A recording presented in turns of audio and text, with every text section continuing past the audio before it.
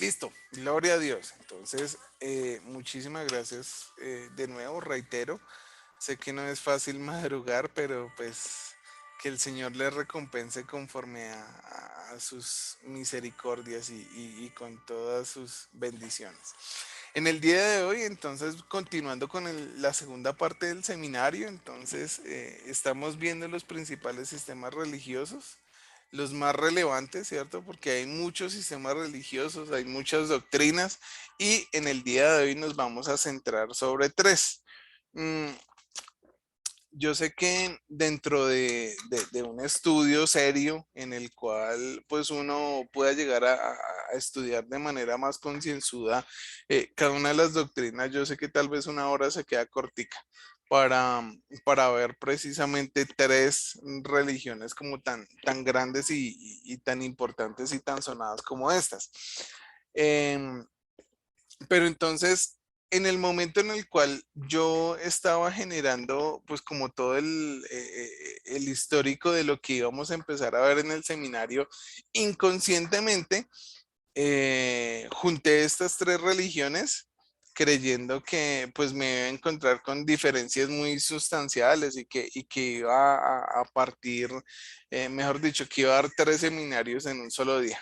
Pero me encontré con la sorpresa en el momento en el cual pues hice la investigación para este seminario y es que estas tres religiones puntualmente comparten muchos puntos que uno pues de pronto no se ha dado como el lapo a investigar.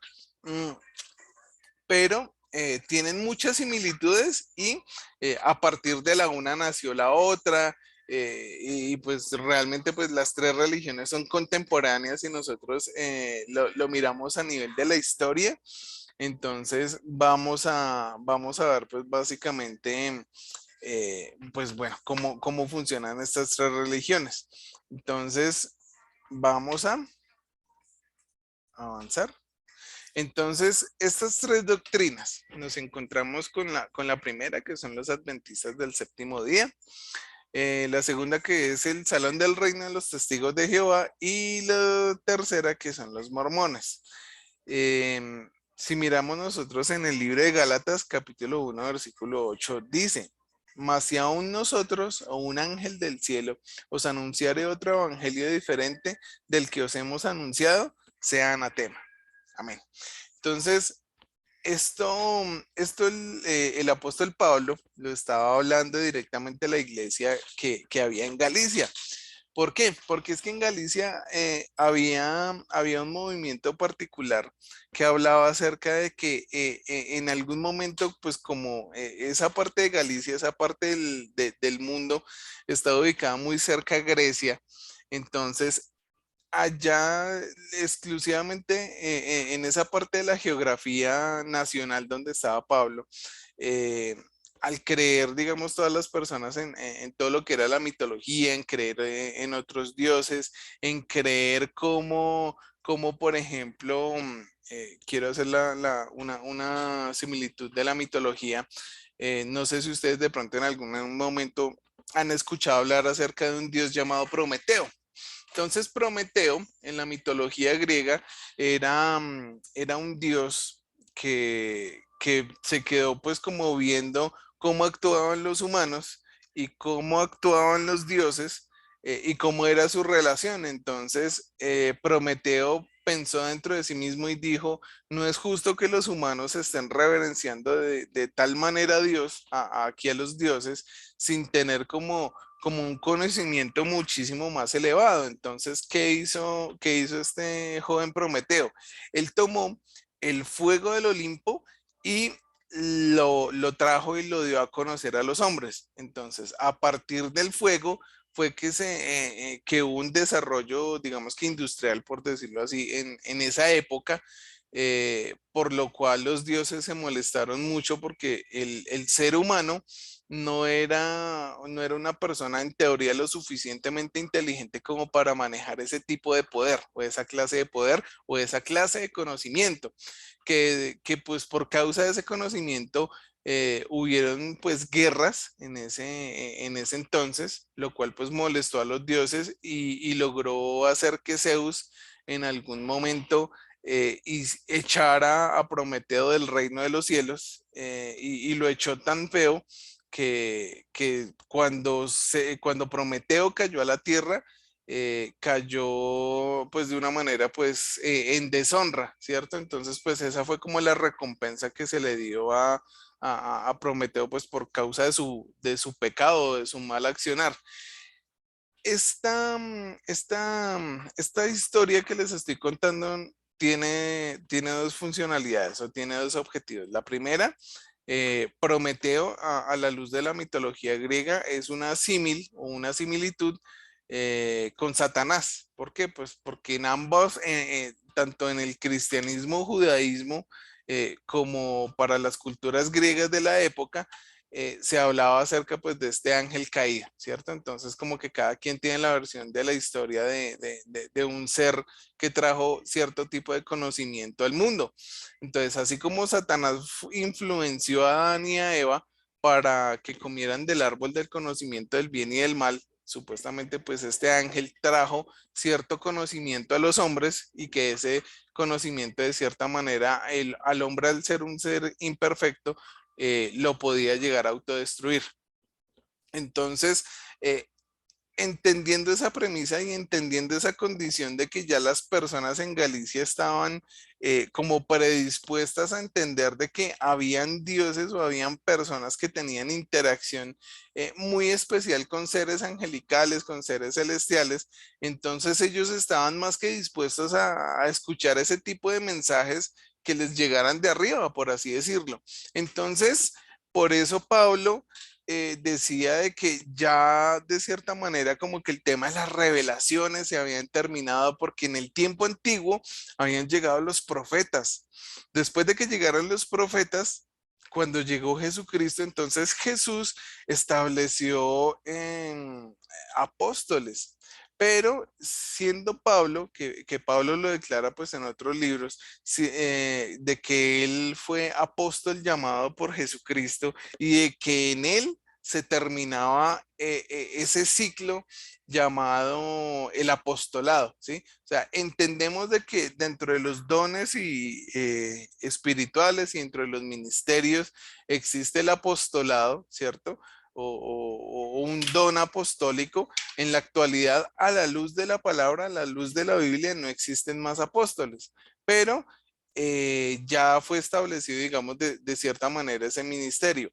Y con esto, Pablo, ¿qué quería decir? De que de cierta manera ya se había cerrado un capítulo, de que la Biblia en teoría pues ya había sido escrita, de que ya la revelación final había sido brindada y que a partir de ese momento en adelante, si surgía alguna otra persona que les llegara a brindar a ellos un mensaje diferente o si de cierta manera un ángel, así como ya ellos tenían la costumbre de recibir de cierta manera ese tipo de revelaciones celestiales, llegase a generar algún tipo de contraargumento que no se ajustara a lo que ya estaba escrito, ¿cierto? Entonces Pablo dijo, sea anatema, sea maldito. ¿Por qué? Porque ya no es un mensaje que venga de parte de Dios, sino que finalmente esto ya puede venir de parte del enemigo a generar confusión, ¿sí? Entonces, por eso nos encontramos pues con estas tres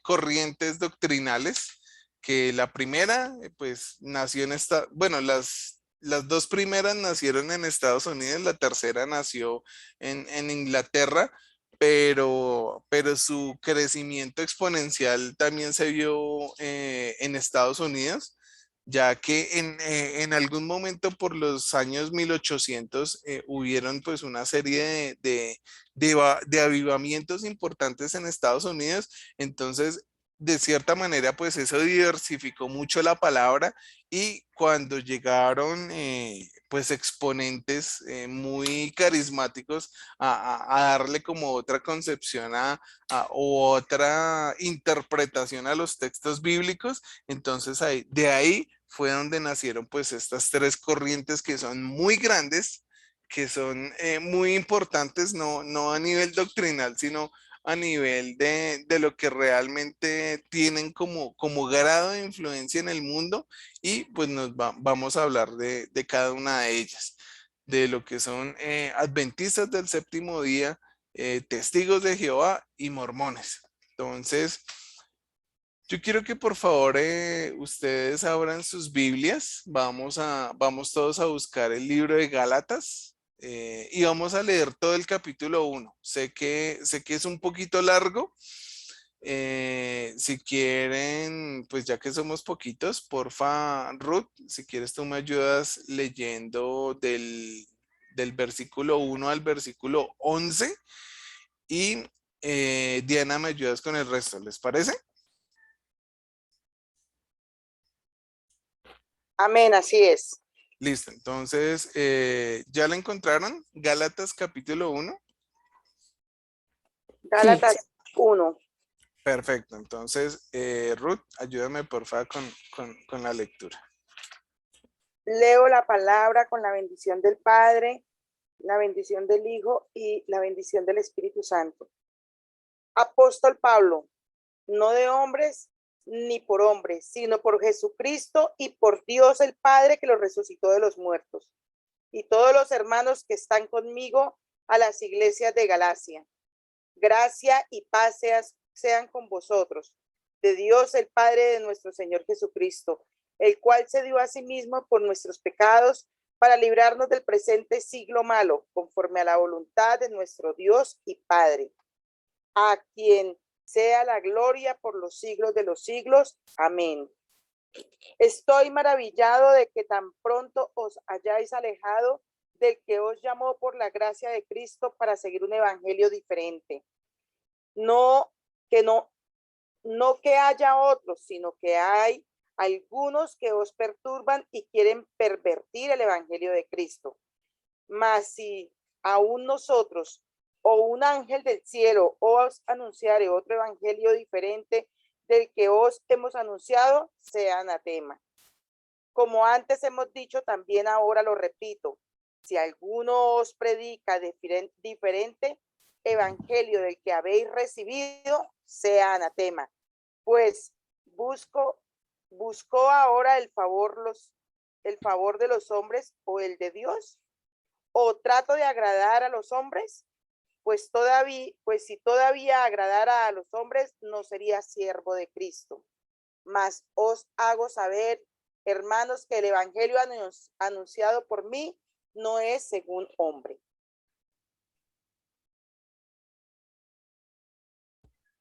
Sigue, Diana. digo,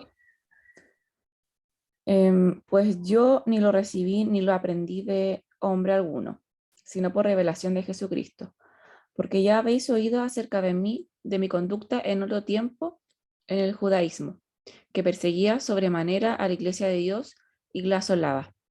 Y en el judaísmo aventajaba a muchos de mis comportamientos, de mis contemporáneos de mi nación, siendo mucho más celoso de las tradiciones de mis padres. Pero cuando agradó a Dios, que me apartó desde el vientre de mi madre y me llamó por su gracia, revelar a su Hijo en mí, para que yo le predicase entre los gentiles, no consulté enseguida con carne y sangre, ni subí a Jerusalén a los que eran apóstoles antes que yo, sino que fui a Arabia y volví de nuevo a Damasco. Después, pasado 3 años, subí a Jerusalén para ver a Pedro y permanecí con él 15 días. Pero no vi a ningún otro de los apóstoles, sino a Jacobo, el hermano del Señor. En esto que os escribo, he aquí delante de Dios que no miento. Después fui a las regiones de Siria y de Cilicia, y no era conocido de vista las iglesias de Judea que eran en Cristo. Solamente oían decir aquel que en otro tiempo nos perseguía, ahora predica la fe, que nos perseguía, ahora predica la fe que en otro tiempo asolaba. Amén. Entonces, hay 3 puntos que yo quiero rescatar de aquí antes de meternos de lleno en lo que son estas 3 corrientes doctrinales. Y bueno, el primero fue lo que leyó Ruth, que pues como les comentaba anteriormente, pues es fundamental de que nosotros lo tengamos claro, ¿cierto? Y esta pues principalmente es un argumento grande y un arma de batalla contra personas que no manejan nuestra misma concepción doctrinal. Que si, bueno, y ya Pablo ha hablado aquí puntualmente de que si un espíritu o un ángel del cielo venía a revelar otro evangelio, ¿cierto? Entonces hay maldición y que ese ángel o esa persona que trajo ese tipo de revelación, bueno, ese ser celestial, por decirlo así, sea maldito. ¿Por qué? Porque nosotros también conocemos en la escritura de que Satanás se disfraza como ángel de luz, ¿cierto? Y me añado mucho a un comentario que escuché de un pastor que sigo mucho llamado David Diamond, y él habla acerca de que el diablo puede llegar a tratar de decir 99 verdades para justificar una mentira. Entonces, eh, por la parte, digamos, como de los seres celestiales, todo tiene que ser contrastado con la Biblia y Dios es tan consecuente y tan racional que Él no va a hablar algo en lo cual Él mismo se vaya a contradecir. De hecho, esa es una imposibilidad para Dios. Dios no puede ser tan irracional de decir hoy una cosa y el día de mañana decir otra. Por eso también dice la escritura de que Dios no se arrepiente, ¿sí?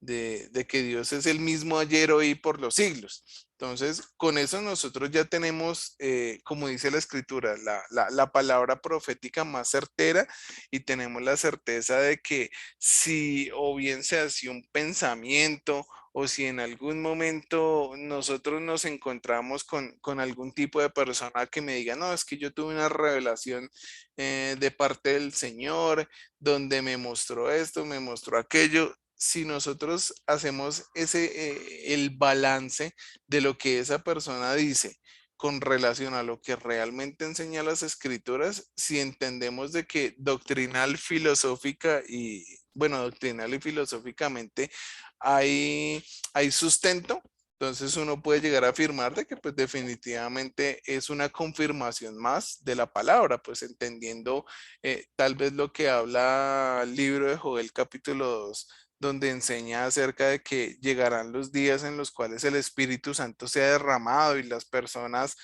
tendrán sueños y tendrán visiones, ¿cierto? Entonces, no hay que descalificar de primera mano de que haya algún tipo de revelación de parte de Dios, porque finalmente, pues los dones, el Espíritu Santo puede obrar conforme pues a él le parezca, mas sin embargo ese obrar no va a estar alejado de lo que enseñan las escrituras.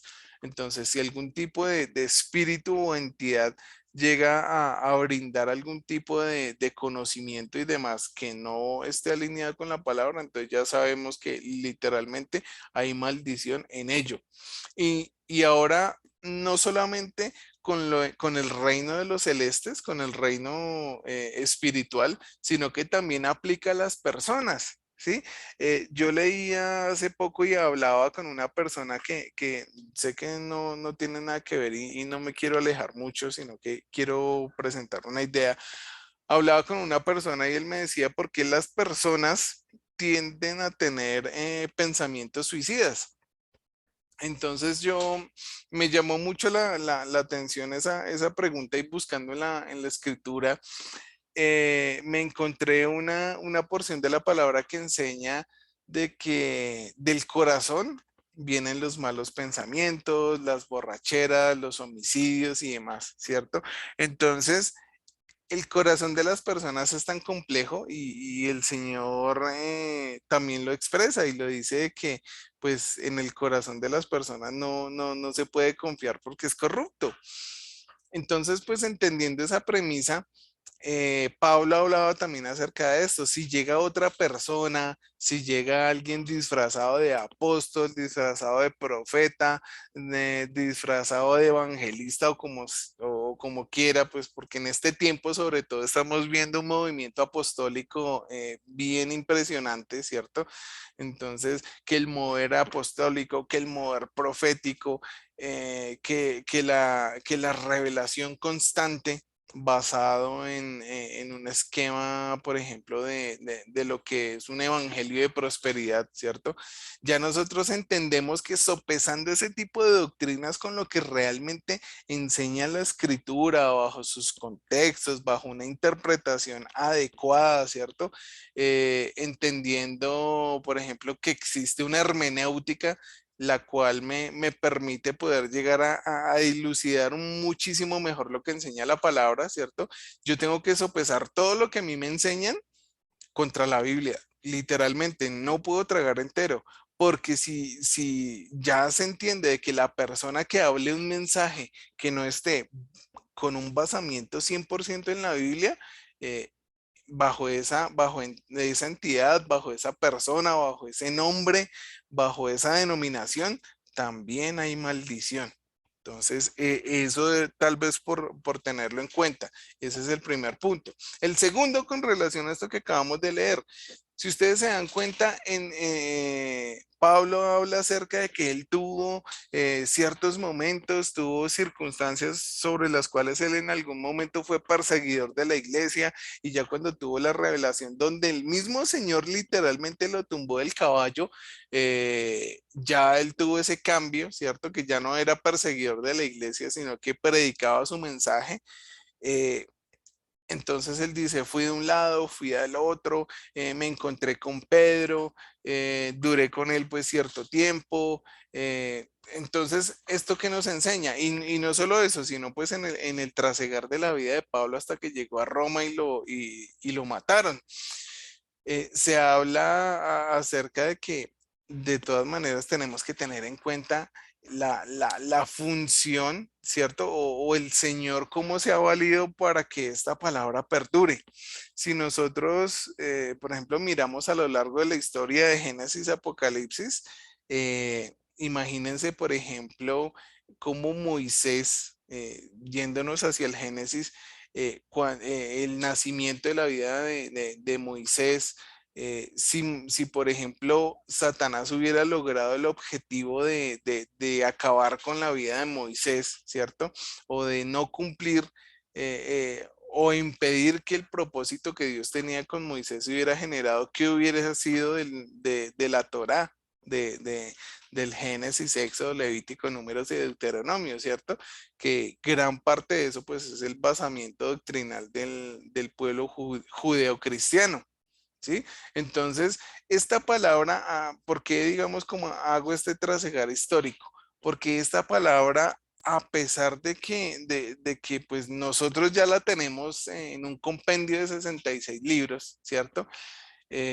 Bueno, 71, 72, dependiendo ya de los libros deuterocanónicos que tienen más un origen histórico, 73, entendiendo de que el libro de Enoch también es tomado en cuenta por el Señor Jesús en su predicación.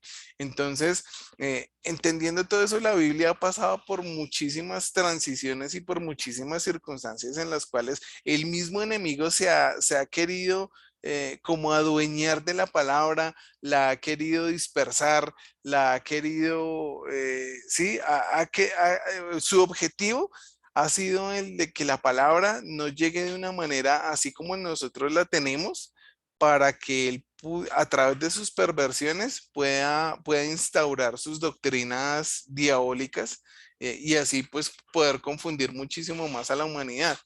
Entonces, si usted, por ejemplo, coge su Biblia, ¿cierto? Dele un abrazo a su Biblia y dele las gracias a Dios de que Él ha guardado su palabra a lo largo del tiempo para que usted tenga una palabra sana, para que usted tenga una palabra, dice la escritura, mirando pues aquí este verso que tengo en pantalla, 2 de Timoteo 1:13, retén la forma de las sanas palabras que de mí oíste en la fe y el amor que es en Cristo Jesús.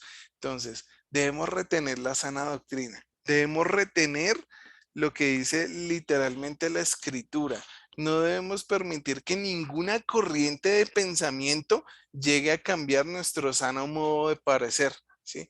Porque en eso en guardar y en custodiar lo que es realmente la sana doctrina, es donde nosotros vamos a encontrar la verdadera revelación de Jesucristo. Nosotros, si estudiamos muchísimo más a fondo, muchísimo más concienzudamente lo que es la sana doctrina, nos vamos a encontrar de que muchas veces se expresa acerca de que la sana doctrina tiene que ser defendida, de que no nos debe dar miedo nosotros contender con relación a que la verdad perdure, de que nosotros debemos enfrentarnos con todo lo que somos y con toda nuestra maquinaria a defender estas palabras que ha costado tanto sacrificio mantener. Si nosotros miramos a los apóstoles, a cada apóstol le costó su vida.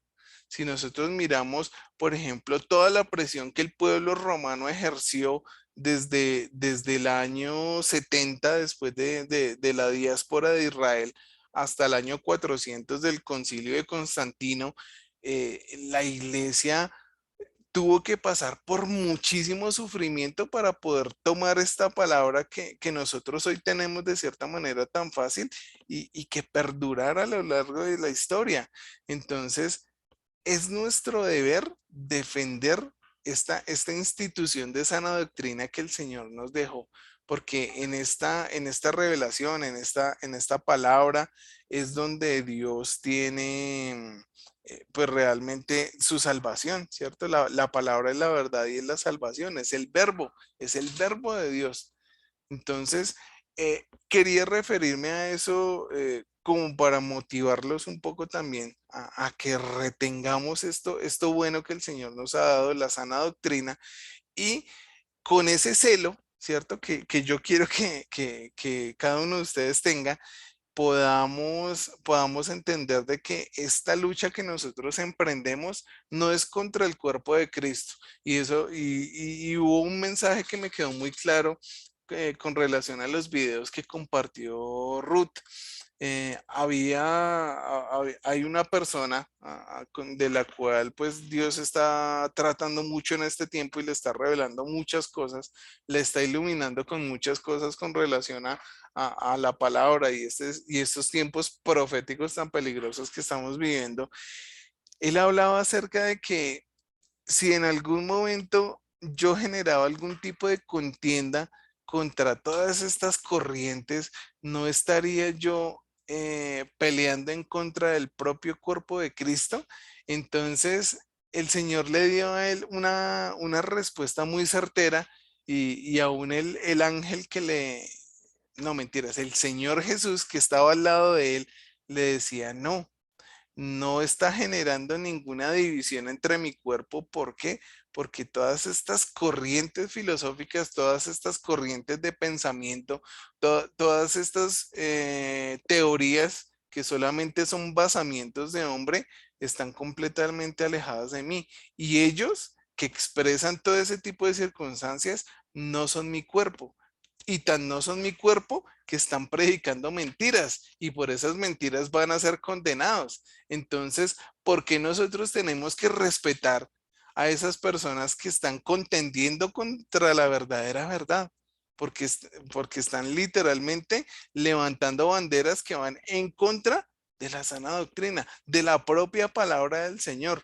Si nosotros miramos Apocalipsis 1:1, qué dice esta palabra? Que el Apocalipsis, ¿qué es? La revelación de Jesucristo. ¿Qué es la palabra? La revelación del verbo del Padre. Entonces, cuando las personas están predicando por fuera de ese contexto, ¿de qué se está hablando? Simple y llanamente de una artimaña que han sido puesta en sus corazones y que están expresando de manera tácita pues, para poder tener un objetivo privado y no un objetivo común.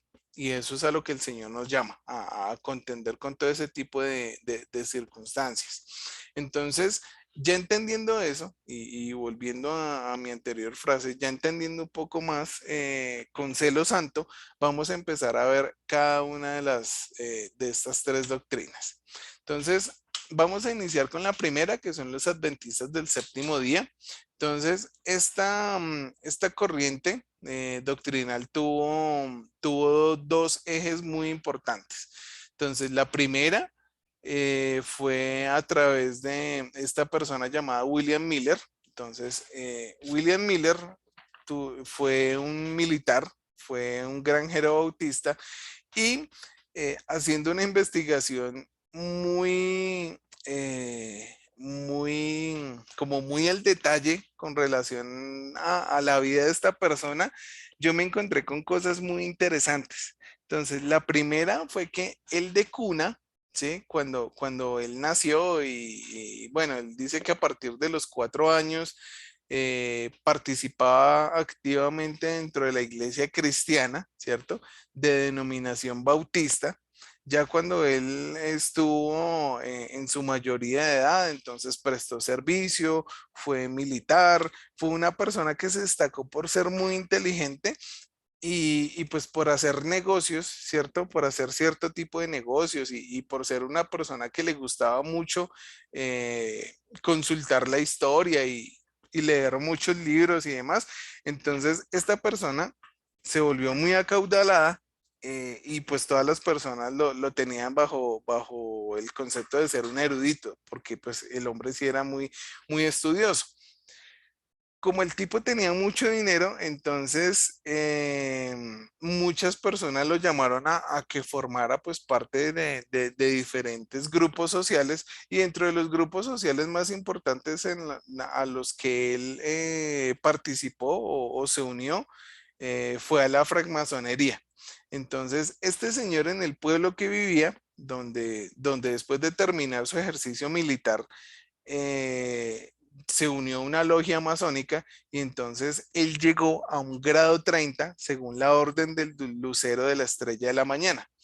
Entonces, la persona que me diga a mí que la masonería no es satánica, con esto yo ya le estoy desbaratando filosóficamente su doctrina. Entonces, entendemos de que este señor pasó de ser un siervo bautista a ser un satanista consagrado a Lucifer. Después de que el tipo volvió a su ciudad de origen, pues por diferentes negocios y diferentes estudios que el hombre estaba realizando, entonces él dedicó un tiempo al estudio muy concienzudo de la historia y de la Biblia, sobre todo con relación a las profecías, y llegó un momento en el cual él tuvo una fuerte crisis existencial, porque entendió de que en algún momento él podía llegar a perder su alma no solamente por las guerras que se estaban viviendo en ese entonces, sino que él entendía de que en el momento en el cual él llegase a morir, iba a tener que rendir en algún momento cuentas de todo lo que él había hecho. Entonces, al entrar, digamos, como en ese grado de desesperación de ver de que pues las palabras proféticas de cierta manera se estaban empezando a cumplir, entonces él entró como en esa crisis emocional y encontró en la figura de Jesucristo un Salvador, ¿cierto? Y en la figura de Jesucristo, pues encontró de cierta manera paz. Entonces, ahí este señor escribió muchas cosas basado o muchos artículos basado como en esa revelación que tuvo acerca de la salvación de Jesús. Entonces, eh, teniendo, digamos, ya claro el tema de la salvación, entonces él se dedicó a estudiar netamente todo lo que fueron profecías bíblicas. Y les voy a leer un corto estudio que él hizo con relación a lo que ya más adelante iba a convertirse en el gran basamiento filosófico para poder desarrollar su propia denominación que finalmente era cristiana, ¿cierto? En el papel, por decirlo así, pero, pero ya con un basamiento pues un poco más diferente a lo que nosotros pues ya llegaríamos a entender en este tiempo como un basamiento de sana doctrina. Entonces, abro comillas, basando su creencia principalmente en Daniel capítulo 8, verso 14, que dice, hasta 2300 tardes y mañanas, luego el santuario será purificado. Y usando un principio interpretativo conocido como el principio de día-año, Miller concluyó que la purificación del santuario, el templo de Jerusalén, representaba la purificación de la tierra por fuego en la segunda venida de Cristo. Para Miller y otros usuarios, este principio, un día de la profecía, debería ser leído como un periodo de un año de 365 días. Además, Miller estaba convencido de que el periodo de 2300 días había comenzado en el año 457 a.C. con el decreto para reconstruir Jerusalén de Artajerjes I de Persia. Cálculos simples revelaron que este periodo terminaba en el año de 1843 y por tanto en esta fecha ocurriría el regreso de Cristo. Miller escribió: entonces llegué a la solemne conclusión de que está cerca la venida de Cristo. Tal vez 25 años a partir de esta fecha, 1818. Todos los asuntos de nuestro estado actual se colapsarían. Por esto, guardo reserva. Aunque Miller estaba convencido de sus cálculos en 1818, continuó con sus estudios en privado hasta 1823 para asegurarse de la autenticidad de sus interpretaciones. En septiembre de 1822, Miller plasmó formalmente sus conclusiones en un documento de 20 puntos, incluido el artículo 15 que dice: yo creo que la segunda venida de Jesucristo está cerca, casi en puerta, aún dentro de 20 años o antes de 1843. Sin embargo, Miller continuó sin leerlo públicamente hasta el primer domingo de agosto de 1831 en el pueblo de Dresden, de donde es originario. Entonces, ahora cierro comillas, todo esto pues desencadenó algo. Entonces, existe en la historia de la religión cristiana, un evento llamado el Gran Chasco. Entonces, el 22 de octubre de 1844, cuando supuestamente Jesucristo pues iba a venir por su iglesia, entonces pues toda la gente entró en pánico y se empezaron a conocer como estos movimientos de que, no sé si de pronto usted los ha escuchado, de que Jesucristo viene, de que todos prepárense, de que por favor vendan sus cosas, porque nada en el reino de los cielos, allá en el reino de los cielos, pues nada de lo que usted tenga, usted se va a poder llevar, de que usted tiene que hacer es riquezas en el cielo, no aquí en la tierra, porque aquí todo se pudre.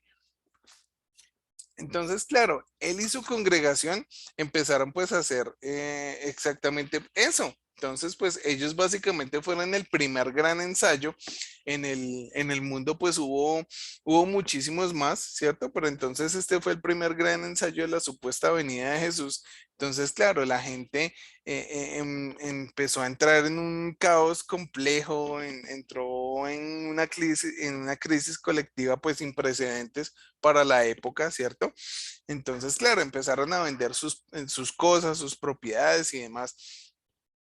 Y pues, claro, cuando llegó la fecha y se dieron cuenta de que pues efectivamente Jesucristo no había venido, entonces algo bajo lo cual pues un adventista supuestamente tiene como argumento filosófico es que la sola escritura es la verdad, la sola escritura es basamiento netamente bíblico. Y en el libro de Deuteronomio se habla acerca de que si una persona que dice ser profeta y que tienen supuestamente un mensaje de parte de Dios y ese mensaje no se cumple, entonces el tal es un falso profeta. Entonces, claro, todo este tipo de personas, de seguidores, lo empezaron a ver a él como un falso profeta y pues de ahí en adelante hubo un cisma en lo que fue ya la doctrina de los adventistas. Entonces, después de que esta situación se diera, pues ya William Miller dijo: no, pues sí, definitivamente, pues el señor no vino, qué embarrada, entonces pues ya no sé qué hacer, entro aquí como en caos, entro aquí en ignorancia completa porque no sé por qué la revelación no se dio.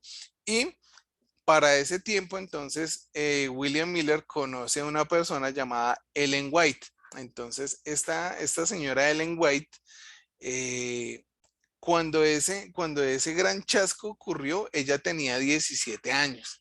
Y a sus 17 años dijo, no, pero ¿cómo es posible? Yo creo que están malentendiendo todas las enseñanzas de William. Yo creo que pues William es una persona pues muy estudiosa, muy respetuosa, muy, mejor dicho. Entonces lo exaltó mucho y ella pues muy a sus 17 años empezó a recoger como cada una de las filosofías que este hombre había levantado con relación a lo que es el adventismo. Y adicional a esto, pues esta señora supuestamente también tuvo muchas revelaciones y tuvo pues de parte de Dios muchas visiones en las cuales pues ella generó un compendio en el cual como que comprimió toda la filosofía de lo que es el adventismo actualmente. Y entonces, después de eso, ella levantó seis argumentos bajo los cuales toda la iglesia de los adventistas del séptimo día se iban a empezar a levantar.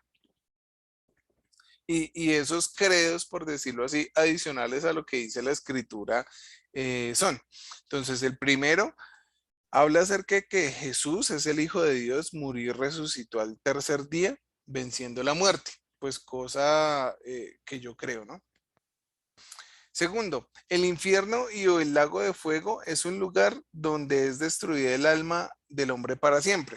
Entonces, un adventista cree de que el infierno no es un lugar literal con fuego y no es un lugar literal donde haya un castigo eterno. Entonces, ellos hablan acerca de que o tienen un basamiento malinterpretando el libro de Eclesiastés, donde pues Salomón habla de que todo es vanidad, de que ya después de que la persona muere, ya no tiene ninguna parte. Entonces, entendiendo, digamos, como ese basamiento de que si ya cuando la persona muere, pues no va a haber absolutamente ningún otro plano bajo el cual pues las personas vayan a sufrir o algo así. Entonces, pues la idea de un infierno no es en teoría pues sustentada, ¿cierto? Entonces, ellos cómo ven el infierno o cómo ven el lago de fuego. Cuando venga el Señor Jesús, según la interpretación de ellos, entonces va a mirar a las personas y los que van a ser salvos, de cierta manera, van a volver a lo que es el cuerpo de Cristo y todos ellos, digamos, van a formar una sola persona, una única persona que es el cuerpo de Cristo. Y las personas aquellas que no son dignas, que murieron en pecado, que no respetaron el Shabbat, entonces estas personas que van a ser lanzadas al lago de fuego. ¿Y qué es el lago de fuego? Es un lugar donde el alma, como castigo, pues por sus malas obras, desaparece completamente. Entonces, se borraría, en teoría, cuando una persona cae de ese lugar, se borraría meramente la existencia de ese ser como individuo. Entonces, basado en eso, pues un adventista no cree que el infierno sea un lugar donde haya tormentos, donde haya llamas, donde pues haya por los siglos de los siglos una recompensa a las malas obras, ¿cierto? Y esto, ¿por qué lo digo? Bueno, pues primero básicamente porque es basamiento doctrinal de ellos y segundo, si nosotros nos damos cuenta, esto ya es una interpretación muy personal, una mala interpretación de lo que dicen realmente las escrituras, porque si nosotros sopesamos este tipo de doctrinas con lo que enseñó el Señor Jesús, pues ya nosotros entendemos de que es completamente falso este tipo de argumentos. ¿Por qué? Porque es que Jesús cuando llegó acá predicó más de infierno que de cielo, predicó más acerca de un lugar donde iba a haber un lloro y un crujir de dientes, un lugar de condenación, no un lugar de salvación. Y tal vez para desarticular un poco más este tipo de doctrinas, si realmente el infierno no existe y si solamente las personas que pecan y las personas que mueren en pecado, su alma va a ser destruida y va a dejar de existir como individuo, entonces por qué Jesús tuvo que venir a morir en la cruz, ¿cierto? Entonces, si Jesús no hubiese tenido que morir en la cruz, pues obviamente este tipo de ideas podrían llegar a tener un poco más de sustento filosófico. ¿En qué más cree un adventista del séptimo día? Ellos hablan acerca de que el que no guarda el sábado es condenado para siempre. Esto yo lo discutí tal vez en algún momento con Ruth. Entonces, estos sabatistas tienen la concepción que se le da a los judíos de que pues hay un pacto eterno entre Dios y los judíos de que debe haber una circuncisión a los 8 días de nacido, o de que la persona, el judío varón, tiene que ser circuncidado como señal de que él es judío, o de que él fue consagrado en principio a Dios, y de que parte del pacto judaico que el Señor establece con el pueblo judío es ese, la señal de la circuncisión, ¿cierto? Y el guardar el sábado. Entonces, ¿por qué hago esta distinción? Porque estas personas, los adventistas del séptimo día, dicen que la persona que no guarde sábado es condenada, pero doctrinalmente también se enseña de que antes de que ellos tengan que guardar el sábado, tienen que ser circuncidados. Y ellos dicen, no, pues yo no voy a hacer la circuncisión, porque pues entiendo el tema del nuevo pacto, y entiendo de que Pablo habló acerca de que los que están así, pues que se queden así, ¿cierto? De que se debe circuncidar es el corazón, y no el miembro masculino. Entonces, aquí vemos una disforia doctrinal, porque a pesar de que ellos supuestamente quieren ser un poco judaizantes, pues no están realmente cumpliendo con lo que enseña la escritura con relación al judaísmo. ¿Por qué? Porque ellos también tienen el basamiento de que pues deben llevar una vida saludable. ¿Y qué hacen los sábados? Hacen ejercicio, cuando la escritura habla acerca de que en el Shabbat se tiene que descansar. Un adventista, por ejemplo, el día de hoy enciende una luz, prende su celular, toma un bus para ir a su iglesia, ¿cierto? Entonces, en la escritura se habla acerca de que en Shabbat no se puede encender ningún tipo de fuego. Bien, entonces, pues, ¿qué es la corriente? Pues es fuego. ¿Qué es el transporte o la combustión de la gasolina? Fuego. ¿Sí? Entonces no están cumpliendo literalmente lo que enseña la escritura, pero se quieren hacer pasar por piadosos. Cuarto, también enseñan de que los hombres de raza negra son malditos, según Génesis capítulo 9. Entonces, esta mujer también tuvo preponderancia en la época, porque sus ideas pues eran muy complejas, en el sentido de que ella, o bueno, mostraba cierto nivel de desprecio en contra de las personas de raza negra. ¿Por qué? Porque ellos creen literalmente algo de lo que se habla en Génesis capítulo 9. mm, Si usted lo quiere buscar más adelante, habla acerca de Noé después de que descendió del arca y tuvo un hijo, el cual lo violó, ¿cierto?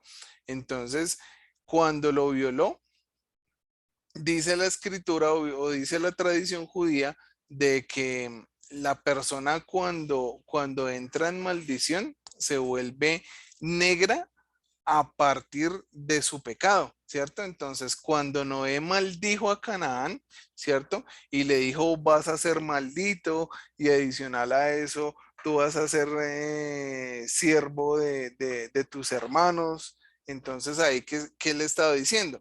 De que ya el primero, pues iba a ser una persona negra a causa de su pecado, y segundo, de que ya su aspecto negro iba a denotar de que a lo largo de la historia iba a ser tomado como esclavo. Por eso nosotros entendemos en el contexto de hoy que el desprecio por las personas de raza negra fue tan complicado, que hasta ellos, de cierta manera, a lo largo de la historia, fueron tomados como esclavos.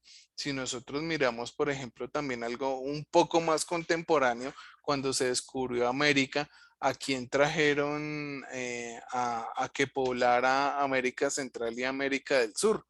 A los negros. Y los negros empezaron a colonizar parte de lo que es Centro y Suramérica.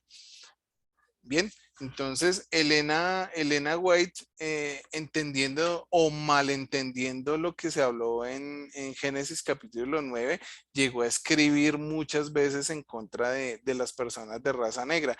Y por eso aún hay memes en la actualidad que hablan acerca de pues muchas de sus frases célebres, y una de ellas es de que las personas de raza negra no tendrían que tener los mismos derechos que las personas de raza blanca. ¿Por qué? Porque ellos eran malditos.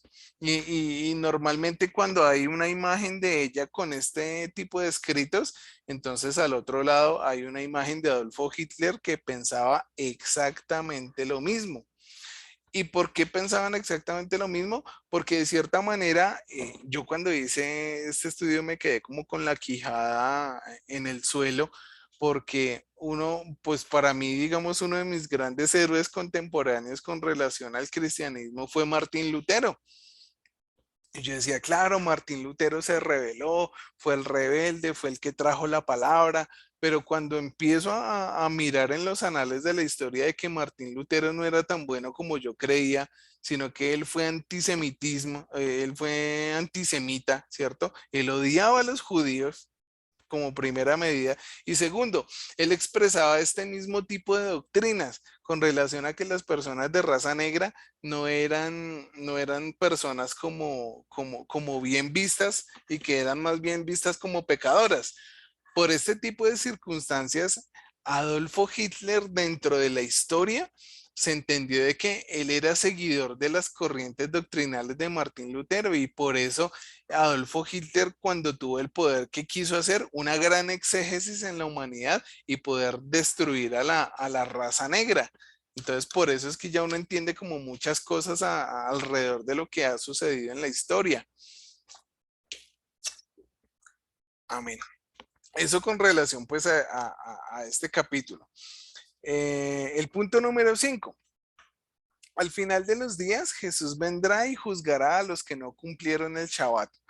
Entonces, lo que les comentaba, como el Shabbat fue entregado a los judíos como una norma o como un mandamiento perpetuo, cuando venga Jesús, eh, pues aquí según la corriente doctrinal de ellos, no los va a juzgar si robaron, si mataron, si violaron, sino simple y llanamente el que no cumplió Shabbat. Y el que no cumplió Shabbat, entonces es condenado. De resto, puede llegar a tener algún tipo de concesión. Y el punto número 6, se habla acerca de que el cuerpo es el templo del Espíritu Santo y que debe cuidarse con hábitos muy saludables como el ejercicio, el veganismo, la abstención de drogas recreativas y el café, ¿sí? Entonces, nosotros podemos llegar a entender de que sí, es cierto, de que el cuerpo es templo del Espíritu Santo, ¿cierto? Y que debe cuidarse, también es cierto, de que deben conservarse hábitos saludables, pues es loable, de que se debe hacer ejercicio y demás. Pero entonces aquí cuando ya nos introduce el tema del veganismo, nos está introduciendo a un tema no por piedad, ¿cierto? Sino por un tema muchísimo más esotérico, ¿cierto? Mucho más estoico. Razón por la cual, digamos, esta señora, pues ya basada, digamos, como en todo este tipo de posturas, este tipo de doctrinas, claro, las personas volvieron a abrir los ojos y a decir, venga, esta señora es como profetiza, esta señora pues ha tenido revelaciones, esta persona es una mujer de visión. Entonces, basado pues en esas visiones, basado pues en ese estilo, entre comillas, sano de vivir, entonces vamos a darle soporte a lo que es la iglesia del adventismo del séptimo día y vamos a separar una escuela que se llama la Escuela de la Biblia, vamos a dejarla por allá aparte y nos vamos más bien a ir por esta corriente del adventismo, ¿cierto? Entonces, cuando se dejó de lado esa escuela de la Biblia que ellos tenían, entonces hubo otra persona que recogió esa escuela y se llama Charles Russell. Entonces, Charles Russell es conocido como el fundador de la secta de los Testigos de Jehová. Entonces, después de esa diáspora que hubo a partir del gran chasco del 22 de octubre, entonces se fundó una iglesia o se fundó un movimiento social llamado los estudiosos de la Biblia, ¿cierto? Entonces, ellos recogieron gran parte como de todo ese basamiento doctrinal con el que venían del adventismo y llegó básicamente este señor Russell a darle como la estocada final a lo que sería el conocimiento o la doctrina de los testigos de Jehová. Entonces, aquí hay algo que quiero rescatar de este tipo de doctrinas y es que este señor era conocido como un pastor de muchísimo renombre, ¿cierto? Eh, la doctrina de él tiene un basamiento, pues, o sea, en lo que es lo académico, se habla acerca de que él fue cristiano, ¿cierto? Se habla acerca de que es restauracionista porque según Russell, él tuvo la visión de volver a restaurar lo que era el concepto de la iglesia primitiva, ¿cierto? Volverla, digamos, ya a los tiempos actuales.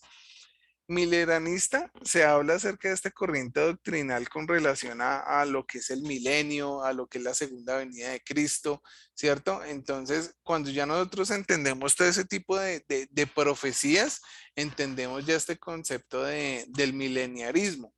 Mm, También dice que el basamiento doctrinal de él es antitrinitario, entonces me encontré también estudiando de este señor, que él fue básicamente uno de los impulsores a nivel de América del movimiento unitario, con lo que pues de ahí ya uno puede entender de que de ese momento en adelante pues vienen otro tipo de sectas que son unitarias. ¿Qué es unitarismo? Entonces el unitarismo habla acerca de que existe un único Dios, ¿cierto? No como lo enseña la escritura tradicional con relación al concepto de la Trinidad, Padre, Hijo y Espíritu Santo, sino que es una mala interpretación de lo que habla el libro de Deuteronomio capítulo 6 versículo 4. Lo que vimos en seminarios pasados, que dice Shema Israel Adonai Eloheinu Adonai Echad. Escucha Israel, el Señor tu Dios es uno, ¿cierto? Entonces es uno, pero entonces ven ese uno como un único individuo y nosotros entendemos a través de lo que es el concepto de la Trinidad, de que no existen tres dioses, sino que es un único Dios manifestado en tres personas, Padre, Hijo y Espíritu Santo. Entonces, esta persona fue el que uno pues de los encargados en la época de introducir estos temas unitarios. Mm, Y se habla de antiecuménico porque ellos, digamos, de cierta manera, al ser básicamente como los defensores, por decirlo así, los defensores revolucionarios o contrarrevolucionarios de lo que se conocería como la creencia doctrinal en un Dios, entonces ellos dicen de que no es bueno de que las personas, miembros de esa secta, se junten con otros, ¿cierto? Con otras personas de otras doctrinas, sino que ellos tendrían que ser muy herméticos para guardar, digamos, su concepción doctrinal. Entonces, ellos pueden salir porque pues esta denominación pues también tiene como el objetivo misionero de esparcir su mensaje por el mundo, pero a nivel de lo que es el marco doctrinal, usted nunca verá un testigo de Jehová contendiendo con otra persona o generando un debate filosófico o generando algún tipo de argumentación doctrinal. ¿Por qué? Porque ellos son muy cerrados en el sentido de que no dan ningún tipo de cabida a que las personas puedan llegar a intervenir en su basamiento doctrinal. Entonces, esta, esta que, esta, estos testiguines de Jehová tienen unas particularidades que yo les voy a compartir. Entonces, la primera está en el libro de Isaías, capítulo 43, verso 10, que es de donde ellos normalmente toman su nombre. Entonces dice la escritura: vosotros sois mis testigos, dice Jehová, y mi siervo que yo escogí, para que me conozcáis y creáis y entendáis que yo mismo soy. Antes de mí no fue formado Dios, ni lo será después de mí. Entonces, de ahí, del libro de Isaías, tomaron su nombre de testigos de Jehová. El segundo punto importante para ellos tomaron la versión King James, ¿cierto? Porque pues este pastor, por decirlo así, era estadounidense. Entonces, la versión oficial con la cual ellos tenían pues las escrituras era una versión llamada King James, que es muy buena, que goza de muy buena traducción. Ellos, por ejemplo, allá no tienen Reina Valera, entonces ellos allá tienen una versión oficial que se llama King James. Ellos tomaron esta traducción, ¿cierto? Y generaron un compendio diferente. Entonces, ellos generaron la modificación de más de 400 versículos bíblicos, en los cuales hacen diferentes cosas. Se las voy a comentar. La primera es que les restan divinidad a Jesucristo, ¿cierto? Donde pues se afirma de que Jesús básicamente es un profeta y de que pues sí, murió en la cruz porque le tocaba morir, porque para la época el castigo para la idolatría y para los crímenes mayores era la cruz, pero Jesús básicamente a los ojos de un testigo de Jehová es un profeta más. Básicamente un testigo de Jehová, al único al cual le tiene que rendir culto es a Jehová. Jesús no, Jesús por allá a un lado, él no es digno supuestamente para ellos. El Señor reprende al diablo. El segundo, ahí para poder centrar su doctrina unitaria, entonces ellos renombran al Espíritu Santo como la fuerza activa de Dios, ¿sí? Entonces, si ya Jesús no hace parte de la deidad, no hace parte de la divinidad, y el Espíritu Santo simple y llanamente es tomado como la fuerza activa de Dios, entonces ahí sí, en teoría, cabría el concepto de que el Señor uno es, de que el Señor es un único individuo pensante y que tiene la capacidad de pues hacer manifestaciones en el universo, ¿cierto? Qué más ellos tienen en cuenta? Ellos sí, para poder generar la modificación de estos 400 versículos, malinterpretaron completamente el libro de Eclesiastés, al igual que los adventistas, afirmando que todo termina en la tumba y que si esto es cierto, el infierno no existe. Entonces, así, tal como lo hablan los adventistas, los testigos de Jehová recogen este tipo de doctrinas. El tercer punto, su doctrina busca alabar a Jehová más que preocuparse por la salvación del alma. Entonces, si finalmente pues todo acaba en la tumba, hay un propósito especial en el nacimiento y en la formación del hombre, y es la de alabar a Jehová única y exclusivamente, no hay más. No hay un alma que salvar, no hay absolutamente nada. Entonces la misión de ellos al ser testigos de Jehová es únicamente conducir a las personas a que alaben a Dios hasta el punto en el cual ya mueran y ellos queden en la tumba y ya, pare de contar. El número cuarto, habla acerca de que solamente serán salvos 144,000 personas. Entonces ellos hacen una malinterpretación del libro de Apocalipsis donde ven a 144,000 personas que son selladas por Dios. Entonces ellos hablan acerca de que esas personas selladas por Dios van a ser 144.000 y ellos son los únicos que van a ir al cielo. Entonces, aquí hay una contravención filosófica y es que ellos van por el mundo predicando su mensaje y corrompiendo la sana doctrina. Y solamente se van a salvar supuestamente 144.000, aún entendiendo de que ellos son en el mundo más de 2 millones. Entonces ahí es cuando uno dice, bueno, pues esta gente, ¿qué le pasa? Es irracional filosóficamente hablando. 5. Si lo que dice la Torá es verdad, entonces el pecado va en la sangre y la vida va en la sangre. Entonces, por consecuencia, ¿sí? Por objeción de conciencia, no se dejan practicar ningún tipo de transfusión de sangre o no permiten la recepción de algún tipo de órgano. Y si alguna persona de miembro de estas comunidades lo tienen que operar, lo operan. Es permitido que se puedan operar, pero sin ningún tipo de transfusión. Cosa de que si en algún momento por salvaguardar su vida les llegasen a hacer algún tipo de transfusión de sangre, esto lo haría merecedor de ser expulsado de la congregación para siempre y ser excomulgado por los testigos de Jehová. Entonces, por eso es que estas personas son tan celosas y aún de donde tomé la biografía para buscar ese estudio de los testigos de Jehová, se habla acerca de que aún los niños, hay un grado de mortandad importante en este grupo de personas pues basados en esta filosofía tan corrupta, ¿cierto? Y malentendiendo pues lo que dice la escritura.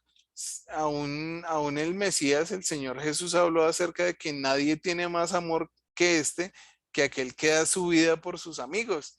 Y si la vida está en la sangre, entonces, ¿por qué no darle parte de la vida a alguien para salvarle su existencia, ¿no? Entonces, ese es uno de los puntos contradictorios de esta doctrina. El punto número 6, su mensaje es misionero, así que debe compartirse por todo el mundo.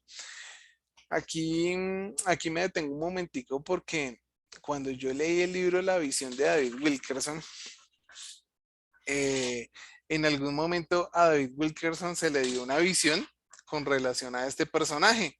Entonces, Dios llevó en el espíritu a David Wilkerson, lo llevó al infierno y le mostró una persona que estaba amarrado de manos y pies, tenía sujeta su cabeza y le habían estirado su lengua y se la habían clavado en el piso.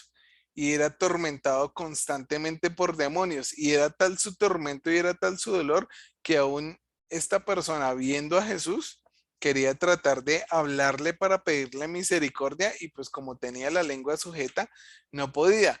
Entonces llegó un momento en parte de esa visión que tuvo David Wilkerson en la cual Jesucristo le decía a David, míralo, mira este maldito. Por causa de este maldito, hay muchos que se están perdiendo. Imagínate esto, si mi pueblo hiciera lo que hacen estos, tal vez muchos se salvarían.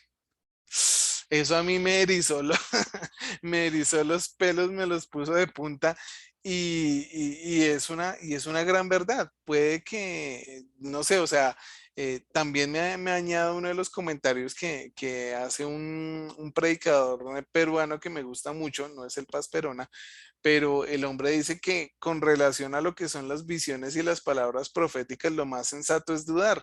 Pero cuando yo me encuentro este tipo de planteamientos, a la luz de la palabra tiene toda la razón, ¿sí? O sea, ahí es cuando uno convalida y dice, sí, en efecto, esto viene de parte de Dios, porque Dios no se contradice, porque Dios es el mismo, ¿sí? Entonces, claro, cuando yo me encuentro con ese tipo de planteamientos, yo digo, sí, tiene toda la razón.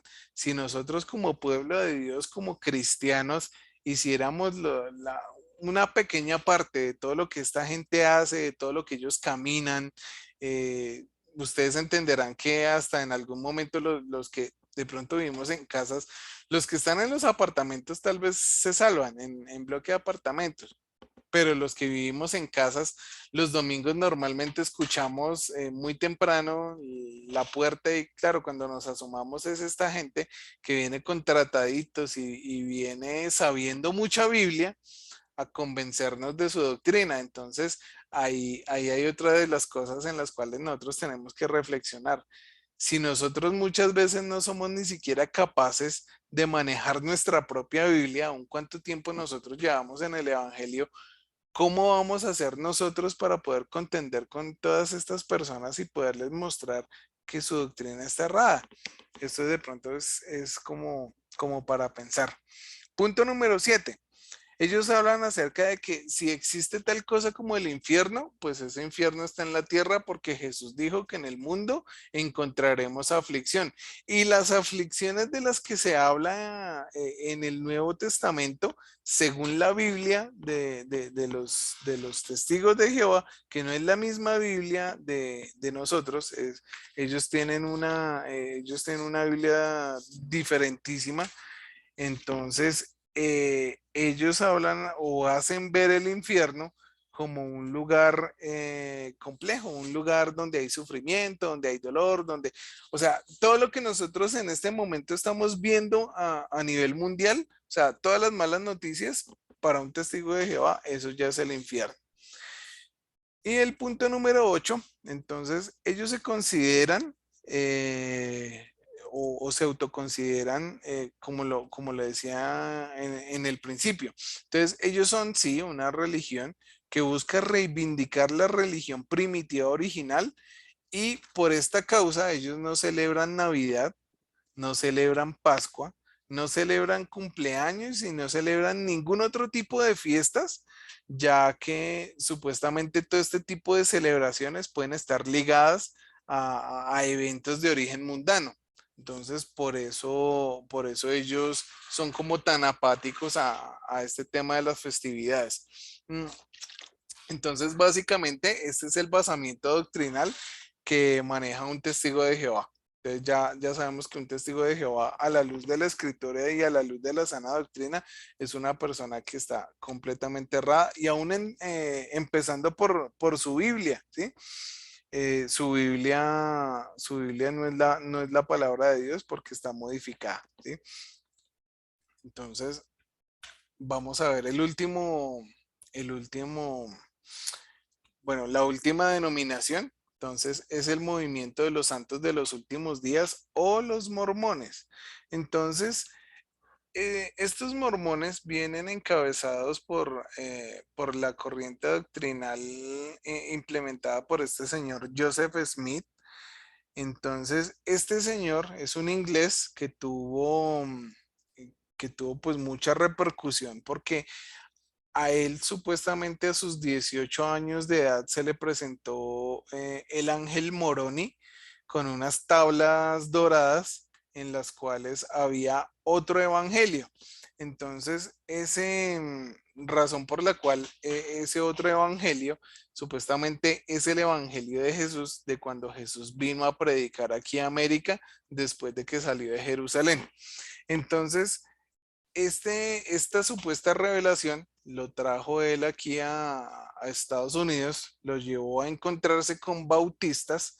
Aquí estoy encontrando un patrón en este momento y no había caído en cuenta, y es que tanto el basamiento de los testigos de Jehová como de los adventistas, tiene su razonamiento, o bueno, inicialmente todas estas personas fueron concebidas bajo la doctrina de los bautistas. ¿Y quiénes son los bautistas? En algún momento nosotros lo hablábamos aquí en el grupo, y es que los bautistas son tal vez el grupo del cristianismo ortodoxo más radical del mundo. Entonces, uno podrá entender si son tan radicales, si son tan ortodoxos y si son tan celosos por la palabra, por qué se levantaron este tipo de grupos a generar pues una hermenéutica completamente errada a lo que dice la escritura, ¿cierto? Entonces, ya devolviéndome pues al tema, este señor Joseph Smith tuvo que buscar muchísima información para poder pues generar ese tipo de traducción a esas planchas de oro que en algún momento el ángel Moroni le dio. Entonces, esta religión de los mormones, voy a hablar básicamente de cuatro basamientos bajo los cuales los mormones se fundamentan como religión y como grupo social. Entonces, el primero se habla acerca de que la Biblia y el libro del Mormón o el otro testamento de Jesucristo, como ellos lo hacen llamar, entonces son los dos libros con los cuales ellos tienen su basamiento doctrinal. El segundo, el ángel Moroni le entrega a Smith unas planchas de oro con letras en egipcio, las cuales él debió traducir. Entonces se habla acerca de que en el momento en el cual él tuvo que traducir esas planchas, esas supuestas planchas de oro, entonces él a lo largo de la historia se conoce de que él pues era ignorante en el sentido de que no tenía ni siquiera estudio. Entonces pasó básicamente algo muy parecido a lo que sucedió con los musulmanes. Entonces él tuvo que pedir ayuda y dentro de esa ayuda encontró esposa y se casó. Y cuando se casó con una egiptóloga, una mujer que tenía pues conocimiento con relación al egipcio antiguo y apoyándose en ella, pues logró hacer la traducción de todas estas tablas. Hubo un evento muy curioso en el cual pues esta egiptóloga, conociendo pues la escritura, conociendo la palabra de Dios, y al generar la traducción de estas supuestas tablillas, ella llegó a pensar dentro de sí, ¿será que lo que este hombre me está diciendo es verdad? Entonces ella dijo, bueno, ¿cómo hago tal vez para entender que esto que me están diciendo sí es verdad y no es una mentira, un error doctrinal? Entonces esta mujer, ¿qué hizo? Causó un pequeño incendio en el cual le dijo pues a su esposo, no, mire, lo que pasa es que todo lo que yo había hecho se quemó. Entonces yo creo que toca volver a empezar. Entonces, claro, cuando el tipo volvió a empezar, llegó de nuevo el ángel Moroni y reprendió a Joseph Smith. Y pues tan dura fue la reprensión que le quitó una parte de las tablillas de oro y le dio otro tipo de textos y le dijo, mire, empiece con eso, ¿sí? Y termine con las tablillas porque ese acto tan irresponsable que usted permitió, no se tiene que hacer, porque yo soy santo, porque yo no sé qué. Entonces el supuesto ángel se puso muy bravo y se puso muy celoso, pero pues finalmente tuvieron que volver a empezar. Y cuando esta señora se dio cuenta que pues básicamente las palabras eran diferentes a lo que ella había traducido, pero que las ideas eran iguales, entonces entendió de que supuestamente este libro mormón era pues la verdad. Y pues a partir de ahí empezó un movimiento pues importante a, a- a- bueno, a rodear a este señor Smith y pues de ahí en adelante se montó o se creó el movimiento de los santos de los últimos días, ¿sí?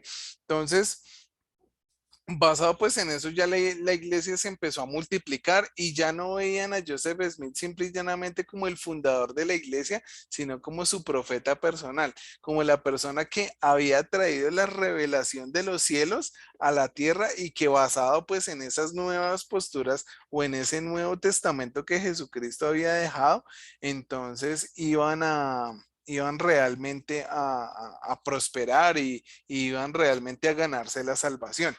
Eso como aparte del punto número 3. Y el punto número 4, los mormones también uniéndose al basamiento doctrinal que hubo con los adventistas y con esta señora Ellen White.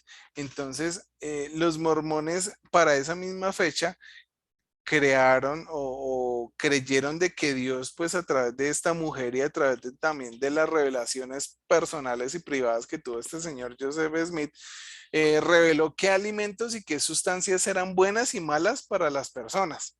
Entonces prohibieron licores, prohibieron el tabaco, té, café, ¿cierto? Y sobre todo el café. Hablaban acerca de que el café, pues por su profundidad tan negra, era pecado, era casi diabólico. Entonces, si una persona sabían que tomaban café, eso era casi que expulsarlos de la congregación porque estaba ingiriendo básicamente una bebida tan ominosa que podría haberse representado como en la oscuridad del infierno, por decirlo así. Eh, ellos dicen también de que en algún momento permitieron como la cerveza y el vino, eh, porque pues la cerveza pues primero porque tenían una tradición artesanal y el vino porque pues bueno, el vino está en la Biblia básicamente, sino que ya en los últimos años hubieron debates con relación a la ingesta de lo que eran gaseosas, refrescos y demás, ya que pues estos elementos tenían café o podían tener cafeína y pues la cafeína era la bebida del diablo, razón por la cual pues los empezaron a prohibir.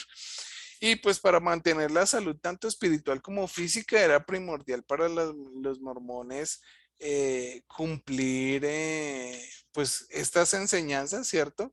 Y que para que las personas, para que los mormones pudieran aún entrar al templo en santidad, tenían que abstenerse de todo este tipo de bebidas, ¿sí? Entonces, básicamente, estas son los basamientos doctrinales de estos grupos. Ya para finalizar, quisiera, porfa, Diana, de que tú me ayudaras buscando el libro de Apocalipsis en el capítulo 22, es el último capítulo.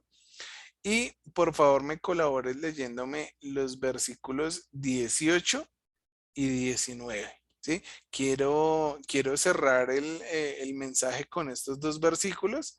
Porfa, ¿me regalas un amén cuando los tengas? Sí, ¿qué capítulo era? Capítulo 22, Apocalipsis capítulo 22.